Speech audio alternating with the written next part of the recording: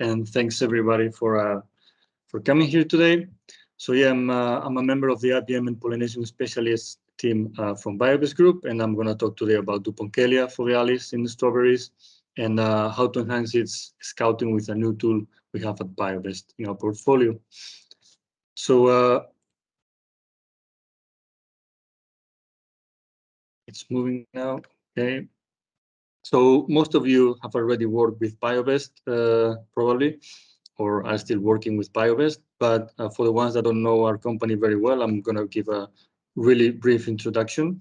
So we were the first commercial bumblebee producers in the 87 of the last century. And from there, we stepped up to become not just a pollination provider, but also a supplier of biological control, scouting and monitoring tools, and biopesticide solutions.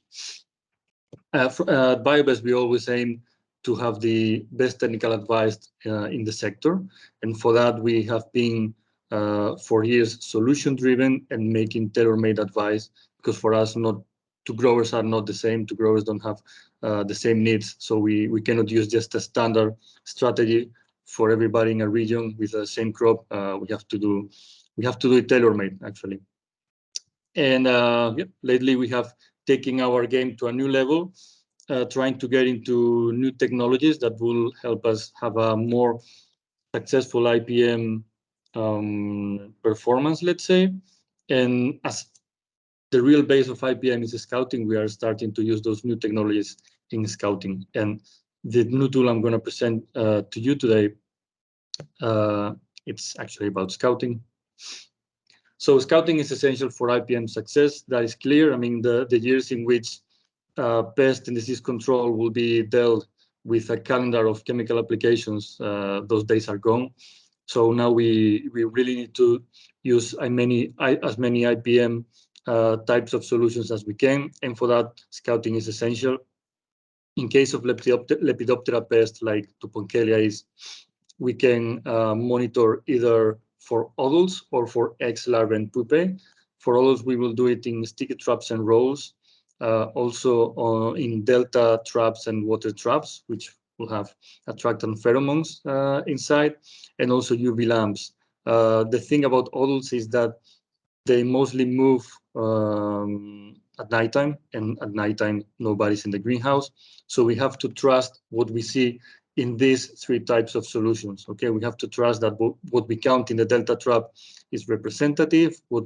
If we don't see any adult catch in any sticky trap in the whole greenhouse, it will mean that there's no generation of Lepidoptera pest going on in the greenhouse, which sometimes may not be the case. So it's a believing thing, let's say, scouting for adults. And then about eggs, larvae, and pupae, we have to scout in the crop, or better said, in the crop environment. It's in the crop itself, in the substrate, on the substrate, on these labs. If we have pots, maybe even underneath the pots. So yeah, eggs, larvae, and pupae, we will scout for them daily or in daytime. But for others, we have to believe in what we see in these types of solutions. So what's Duponchelia? Duponchelia is a Lepidoptera pest. It's called the European pepper moth. That's already telling us that it's coming from the Mediterranean area. Well, it's not telling us because there's a lot of northern places in Europe as well, but it comes from the Mediterranean area. And right now it's really widely spread, even throughout different continents. And well, these are the four stages they have in the life cycle, like any other Lepidoptera pest. If we start with the eggs, they usually, as a stage, last for around 1 week. They're really tiny. They can be either from white to red color. Usually they tend to be kind of creamy orangey, like the ones you see in the picture. They can be laid alone, or they can also be laid in groups. And when they are laid in groups, like in the picture, they are overlapping each other. You can find them on leaves, near the plant base, even in the upper soil. Then we have the larva that will last for between 2 and 4 weeks, depending on the conditions. And the most characteristic well, the most important characteristic is that the head is dark, and then it has some dark dots as well behind the head itself. And it can have different coloration depending on what it has been feeding on. So if it has been feeding on living vegetable tissue, like let's say leaves or stems, it will have a clearer color, like a clear and creamy light brown. And if we could see it eating on detritus, like in this case in the picture, it will have a darker brown. So when the caterpillar is mostly inside the slab in the growing media, it's probably eating kind of rotten organic matter sometimes. So probably it's darker than the ones you can find either on the fruit or on the leaves. Then we have the pupa. The pupa will last between 1 and 2 weeks, depending on the conditions as well. And it's, well, the typical Lepidoptera pupa. It's light brown colored, and you can find it on leaves and also on the upper soil. They, well, I have a picture here of what it looks like in the upper part of the soil, near the crown and near the root zone. And, well, it also creates a cocoon if it's found on the soil. So this is what it will look like. You have one cocoon here and another one here. The cocoon is made of a mix of its frass and also soil particles. So it's really difficult to scout for these ones sometimes as well. So, well, it's not ideal to base your scouting on the pupa, let's say. And then we are here with the arrow. So we have another arrow here pointing at a wing. So this is the adult. It will last between 1 and 2 weeks. And the most important characteristic is that to identify it is that it has this white stripe that is not straight. It has instead this kind of undulation, which is usually called the finger. So if you see that, that's a Duponchelia, almost for sure. Well, for sure. And then you have the abdomen that it's turned upwards, especially also when it's flying.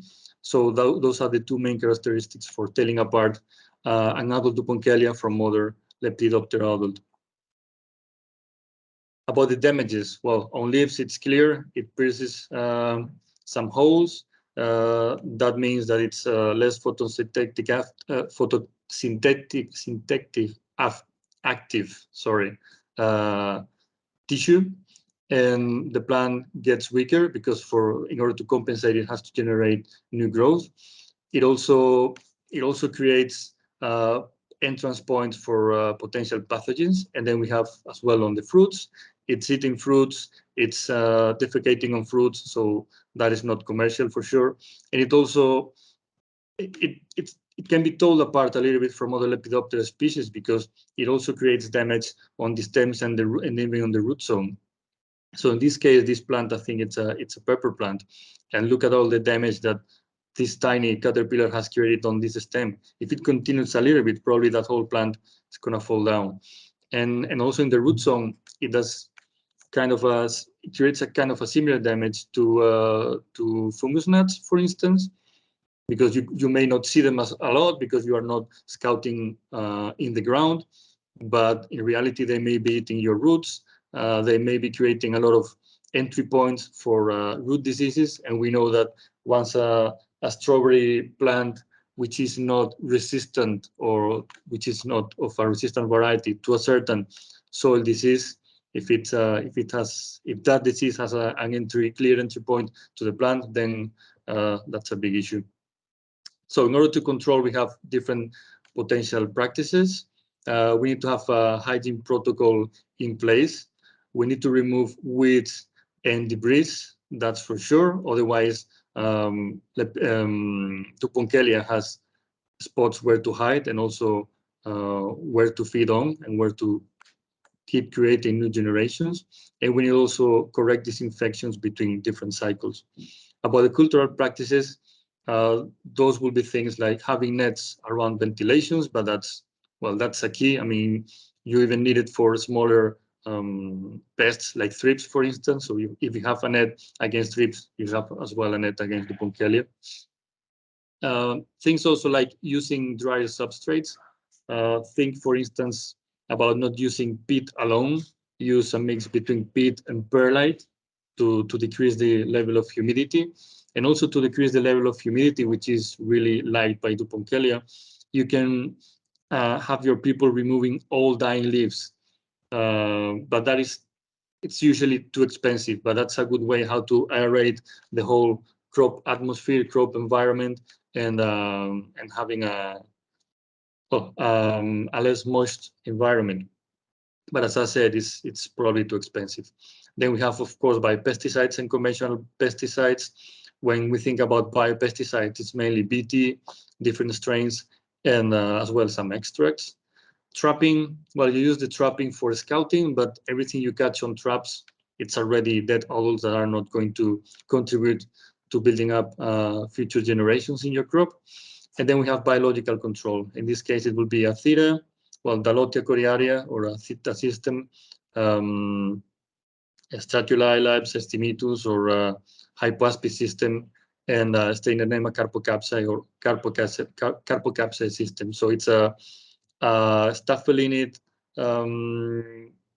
It's a staphylinid insect that it's a soil dwell predator.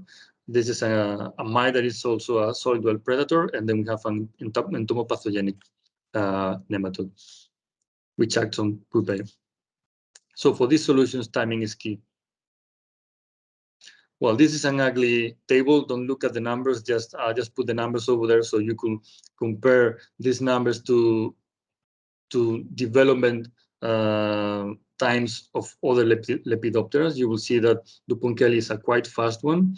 And then if you check over here, you will see that between 18 degrees and 24 degrees, I mean, the difference is not so high in temperature, but you will go from a total life cycle of 100 days to just a couple of months. So imagine that you have an environment in your crop in which you need around 24 degrees as an average. You could have as many as 6 generations per year. But if you will have a crop that will need a higher temperature, you could even get 8 generations per year. And as each generation grows almost exponentially, you can clearly think about the hundreds and hundreds and even thousands of individuals you can have at the end of one of those cycles. So what's the problem like? So usually Duponchelia and other Lepidoptera are often detected too late. So when we start seeing them in the traps, it means that it's already caterpillar pressure, even though we haven't maybe scout a lot for them because we haven't yet seen adults in the traps. So then when we see the first adults is when in the traps is when we then scout in the crop. And well, that's when we find that caterpillar population is already too high. And also that can lead to have too high damage levels if we detect too late. And of course, then we need proper timing for our curative or even preventative measures. And as I said before, adults are nocturnal and their activity usually goes unnoticed. You have to believe what you see in the traps and that's it. So for solving all this, we need real-time monitoring so we can act especially curative on time, just when it's needed. And we also need early detection to start as fast as possible to start with a problem that is as low as possible, let's say. So for that, we have the Patsy system. Patsy has been developed by Pest. Pest is a Dutch company with which Biobest had the pleasure to partner some months ago. And our aim is to bring solutions like Patsy to as many countries and potential clients as possible. So what's Patsy? Patsy is formed of these two devices that are just hang on the structure of the greenhouse, usually on a post, on the same post. And the upper one is the base station. It will detect insects flying and will track their flights in 3D. And the LED module will illuminate those insects that are flying around at night, so the base station can track them better and can take videos of each one of the flights. The installation is that easy. You just need to hang each one of the devices in the post and then plug them into the electricity, and that's it. the base station has already 4G connection, so you don't need to do anything else than just plug them to electricity and start, well, it will start the scouting for you, basically. The recommended dose is 1 system per hectare. And we have these pests in scope as of right now. The list it's being upgraded regularly, so you can expect more to come. And of course, among these ones in scope nowadays, it's Duponchelia. So I'm going to show you one video in which you can see really short videos of what the system detects and what the system films in different crops with different growing methods. And you can also see at the end, I think the last part is a tomato crop with high plants and high wires. And even inside that complicated environment, the system can see it with no issues at all. So I hope the video goes smoothly. I know the videos are really smooth. So if you don't see them smooth enough, it's maybe my internet connection or your internet connection. At the left, you have the normal video, and at your right, you have the overexposed video in which it's easier to see the flight. And the system tells species apart from each other because of the shape and size of the item, I mean the insect on the video, and as well of the taking account the flying pattern, which is quite characteristic for each one of the species. In fact, the next video is it's a video of a Duponchelia flying in a strawberry crop, and you will see if you compare the flight pattern with the other ones you have seen right now, that Duponchelia flies more placidly, let's say, smoother, slowly, quieter, I don't know. So you can even tell the differences. So imagine the system that has been trained for this. So you see the Duponchelia flying. And every morning, when you start your working day, you will have the records of all the flights that have been detected in the previous night. So if the system has detected 150 flights, you could watch the 150 videos if you want to. So the other part of the system, well, we have talked now about the physical part of the system. Now this is the digital part of the system. All the information that those two devices take automatically for you without moving a single finger, they appear here. This is a web-based dashboard, and it's also that simple. I mean, you just have 3 different types of graphs, and over here you cannot see it because I just cut it off. But over here you will have a menu in which you can select the different devices you will have, and that's it. And it will show over here. There's no more complication to it. You can see, before starting explaining the different diagrams, you can see different colors here, orange and blue, or maybe purple, depending on your screen. Each color means one device. So in this case, this grower is seeing 2 different devices that he has probably in 2 different hectares or 2 different greenhouses. So the numbers are aggregated. So graph number 1, this is about the number of flights per day. In the x-axis, we have the different days, and in the y-axis, we have the counts of the flights of each day. And that's pretty much it. You can see the trend. There's almost no adults flying around here, and then all the adults appear. That leads me to think that over here there's more pupae, over here there's more larvae, here more eggs, and maybe this is a first generation, or if it's a second generation, some adults will appear here if we take the graph to that side. The second graph, it's intraday. It's about intraday flights per hour. What it means is that we also have here in the y-axis the number of flights, and what we have over here is the different hours of the day. So I think here is 7 p.m., 8 p.m., 9 p.m., 10 p.m., and so on. And what we can see right here is a good example of what Duponchelia does throughout the night. And Duponchelia tends to fly mostly or almost only at the beginning of the night. So this is an example of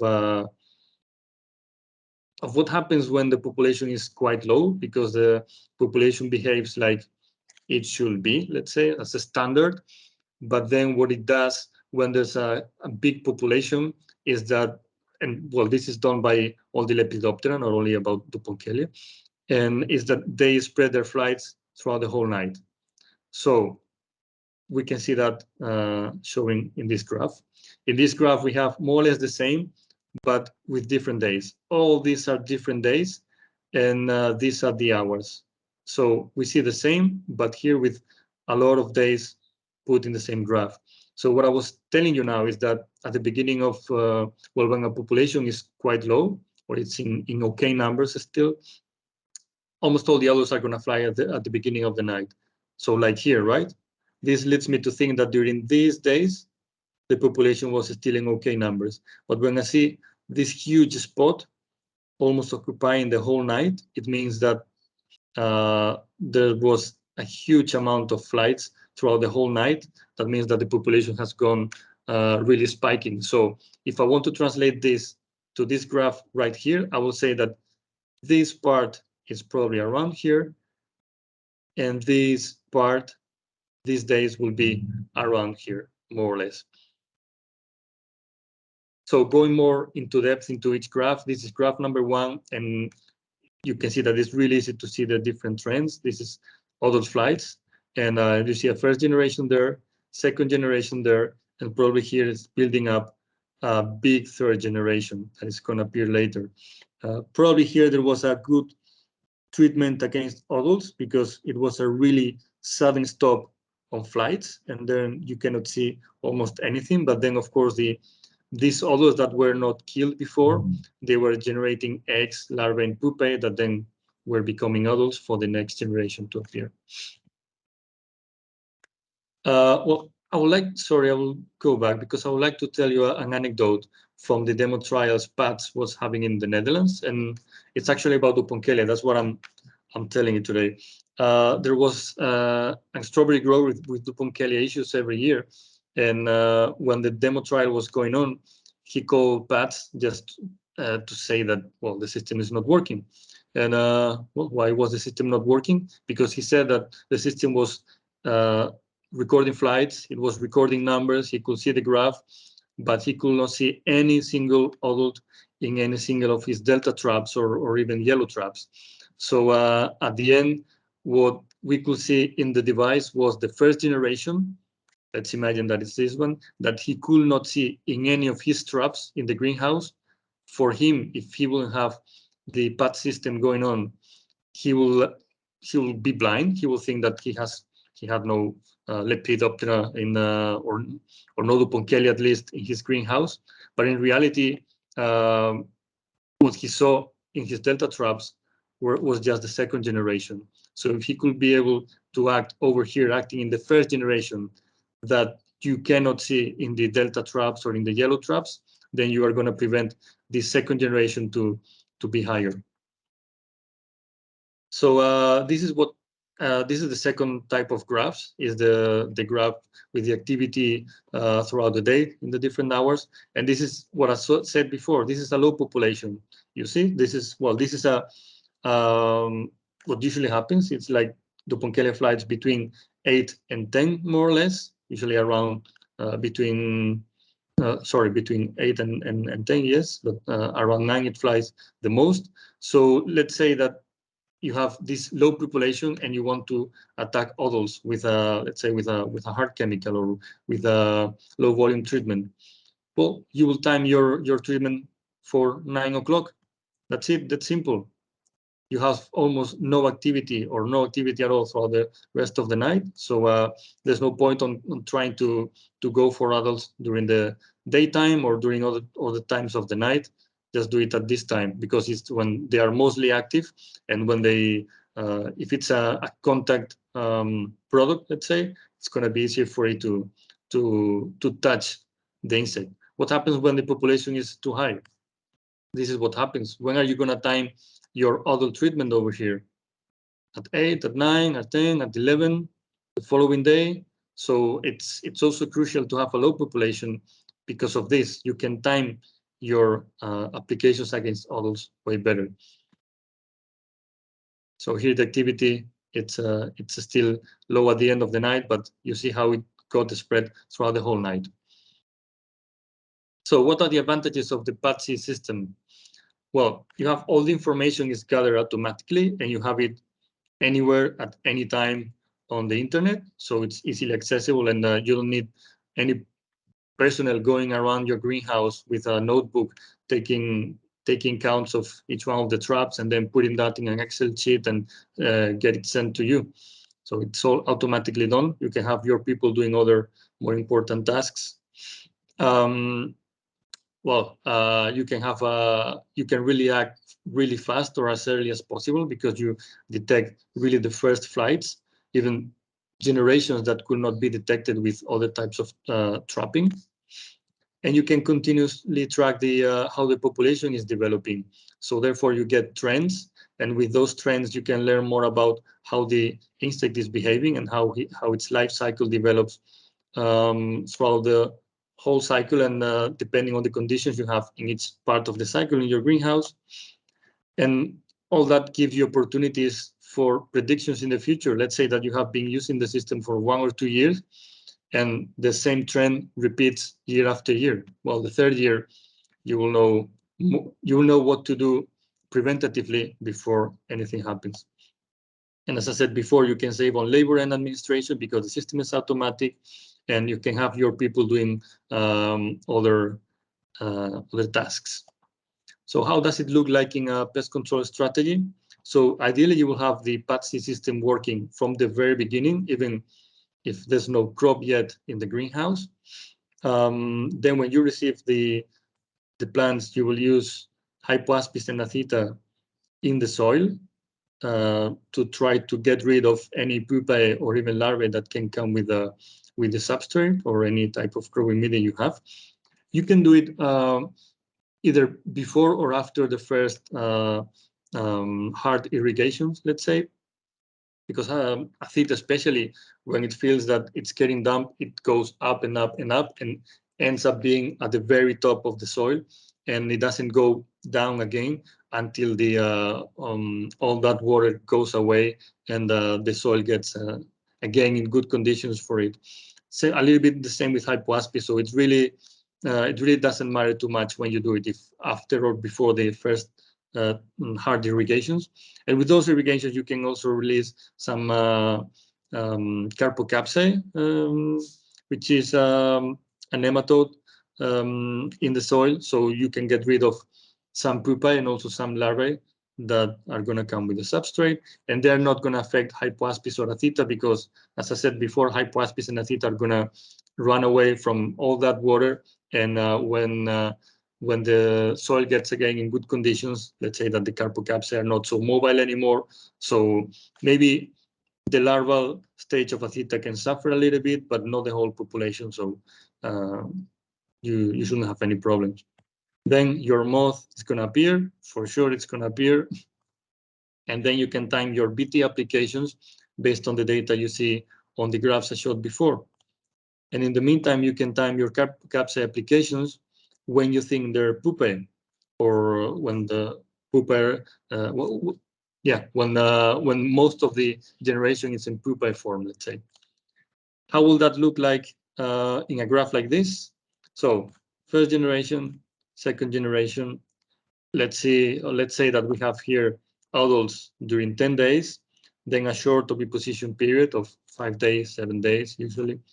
And then we have eggs for 5 days, larvae for 30 days, and then pupae for 12 days. And then, of course, we have then the adults of the next generation.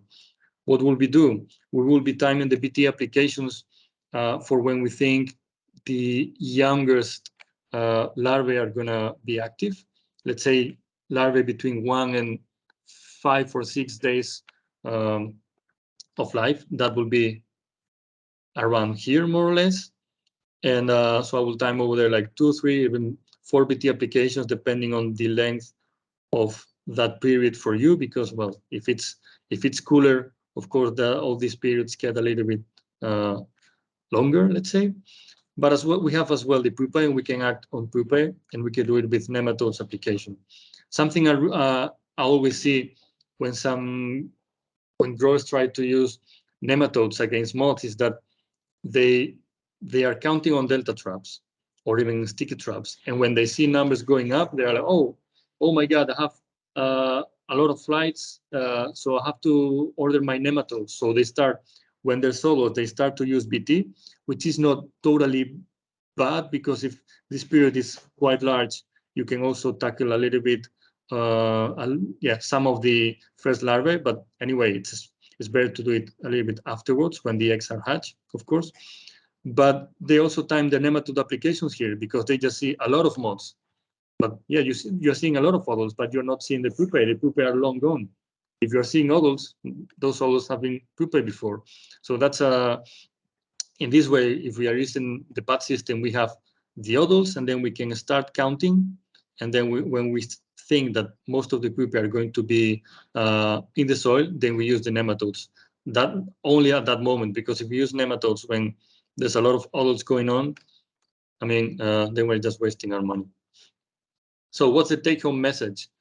Well, you need effective scouting for having an IPM program as improved as possible, and you really can have an effective scouting of moths with Patsy.